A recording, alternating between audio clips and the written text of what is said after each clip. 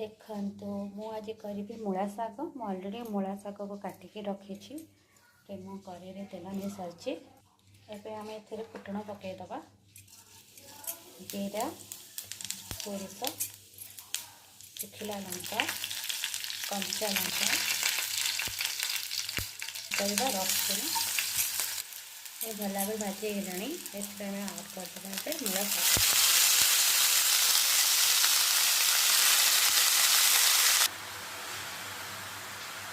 एबे आम लुण पकाइबा। आम डाली को आड करवा सीझा डाली।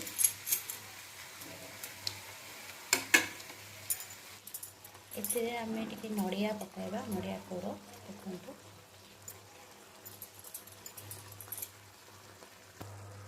एबे मो करछा मूला शागटी प्रस्तुत हो गलानी। मो चैनल टी को लाइक करंतु और सब्सक्राइब करंतु।